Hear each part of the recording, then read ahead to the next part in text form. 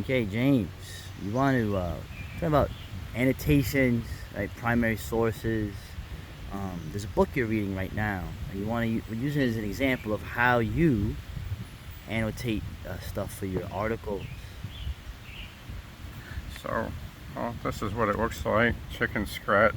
So I have a key over here. I'm interested in this unit, the Agrianes. I've found 65 mentions to them, so I numbered them. So the E is for something interesting about equipment. S is for a siege. So I think there was like 25 sieges Alexander conducted that I marked. F is for faith. R is for race. Then I have the H is for, heroism or humanity, some human angle, the character or personality of Alexander. And the W is for writer.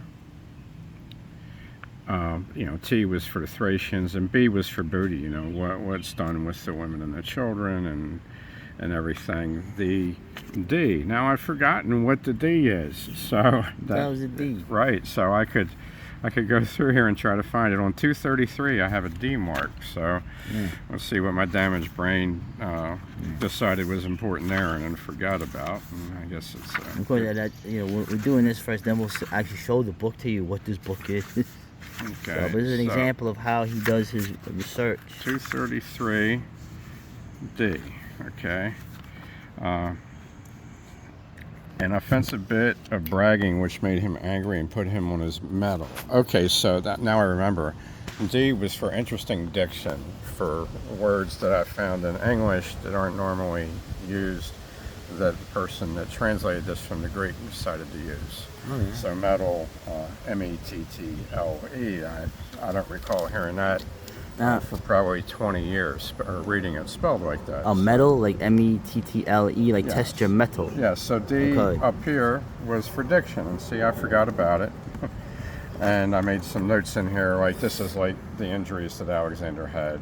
I was interested in what kind of injuries. Real quick, people are probably like to jump back. What book is it? The Campaigns of Alexander by Arion. Who is Arion? It's not.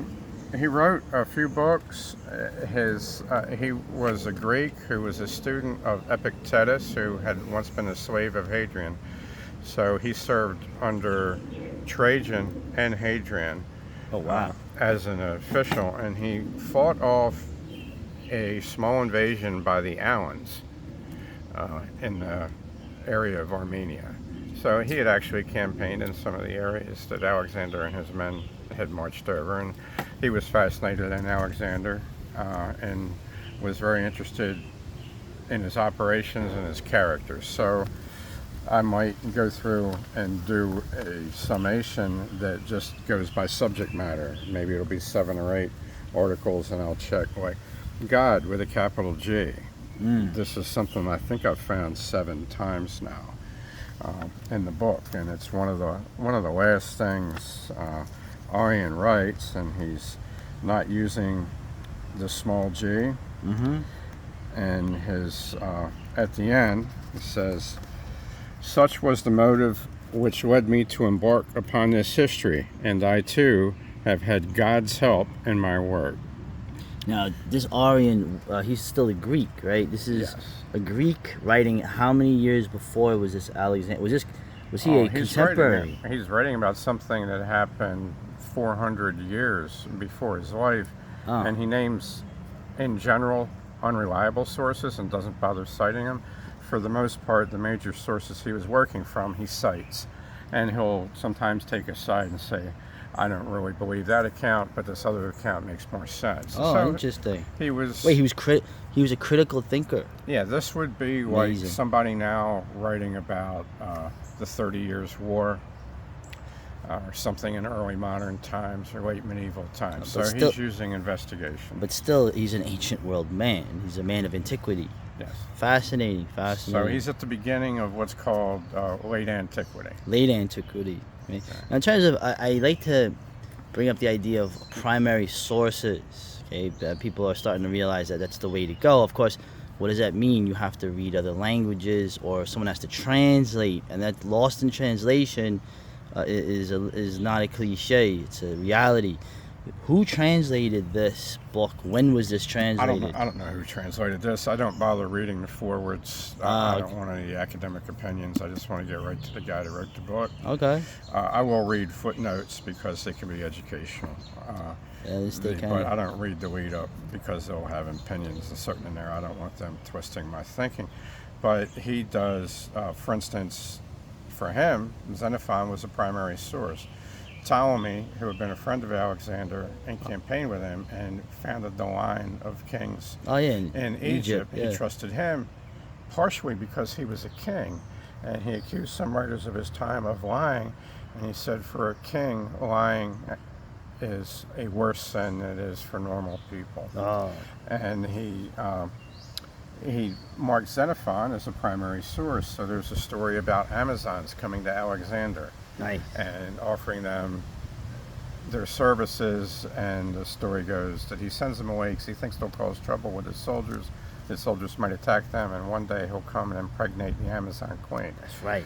He thinks that that's an untrue story because Xenophon, writing 70 years before Alexander, who campaigned through that area, made no mention that the Amazons were still alive, but he said so many sources have discussed the Amazons that he does not believe with some writers that they never existed and they were purely mythic. He does think at one time in early antiquity that they did exist. Right. Well, I mean, they're supposed to be Scythian women, right? Because they helped the men fight. So it was like that's a theory. So, but you never know. Right. You know, Wonder Woman might really exist. She ain't around now, though. I'll tell you that. I covered that, and By the Wine Dark Sea was a history book I wrote about ancient Greece. Any final things to say in terms of annotations? Maybe separate, like in terms of. I don't want to ruin the book for somebody else, so I just mark on the side. I don't like to shade or underline anything because that affects the way somebody reads it.